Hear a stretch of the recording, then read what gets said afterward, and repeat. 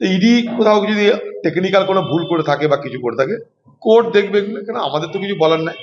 আমরা এটুকু জানি যে আইপ্যাক নামক যে সংস্থা, তার জন্য বাংলার মুখ্যমন্ত্রীর মাথা ব্যথার পিছনে যে মূল কারণটা, সেটা যে তার খোকাবাবুকে বাঁচানো, এটুকু আমি জানি। তার খোকাবাবু সে কয়লা যে দুর্নীতি কাণ্ডে জড়িত, এটা বাংলা সব মানুষ জানে। এর আগেও খোকাবাবুকে ইডি 9 ঘন্টা জিজ্ঞাসাবাদ করেছিল, আপনারা জানেন, দিল্লিতে।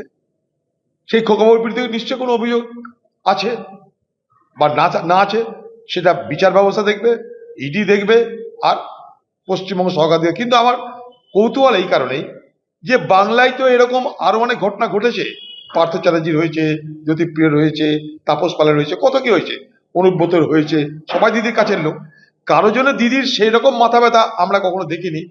যে মাথা ব্যথা, যে চঞ্চলতা, যে উগ্রতা, যে প্রতিবাদ, যে আন্দোলন আজকে আইপ্যাক কাণ্ডে আমরা দেখতে পেলাম। কারণটা কি? কারণটা এটাই, যেটা অসাধারণ কিছু ব্যাপার নিশ্চয়ই। এই অসাধারণত্বটা কেন হচ্ছে? পার্থ চ্যাটার্জি সেও কাছের লোক ছিল, ছিল না? তার জন্য কেউ করেনি। প্রতীকজন কি এমন কাছের লোক হয়ে গেল? কি তার সঙ্গে রিলেশন আছে আমাদের জানতে ইচ্ছা করে। এক, তার থেকে আমার ধারণা যে তার খোকাবাবুর কোনো বিপদ আছে বলেই দিদি সর্বাগ্রে সর্বশক্তি দিয়ে মোকাবেলা করতে নেমেছে। বাংলার মুখ্যমন্ত্রী এসআর নিয়ে নিজে একটা নাটক শুরু করেছেন। তিনিই প্রথম এসআরকে অভিবাদন জানিয়েছিলেন, কি বলে? আমি এখানে এসআর হতে দেবো না, চ্যালেঞ্জ করেছিলেন। তার দলেরই লোকরা বলল খুন হয়ে যাবে, রক্ত গঙ্গা বইবে। আবার তার সরকার বলছে আমি কেন্দ্রের সঙ্গে অসহযোগিতা করব না।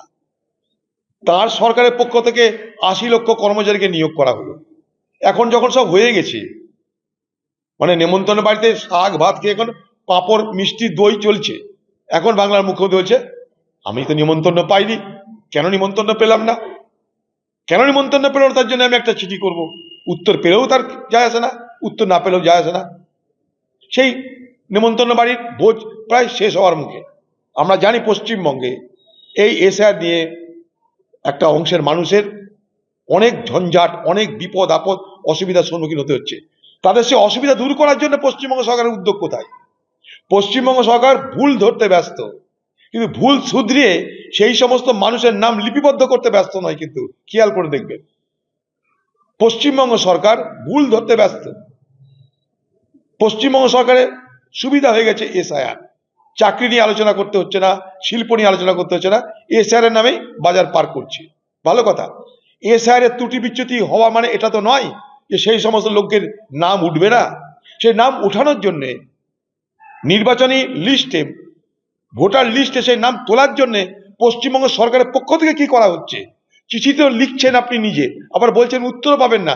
যদি কিছুই না পান তাহলে তাদেরকে কিভাবে তাদেরকে সামিল করবেন ভোটার লিস্টে? কারণ সবই তো বিএলও আপনার, ডিএম আপনার, এসডিও আপনার, বিডিও আপনার। ভোটার লিস্টে যারা নাম অন্তর্ভুক্ত করবে সবই তো আপনার রাজ্যের তারা কর্মচারী। তারা কেন এটা নিয়ে বলছে না কিছু? আপনি তাদের নাম লিপিবদ্ধ করার জন্য লড়াই করুন। তা না করে আপনি তাদের দিকে না তাকিয়ে আপনি একটা অভিযোগ খাড়া করে আপনার ভোটের ময়দানে আপনি মানুষের ত্রাণ করতে সাজার চেষ্টা করছেন।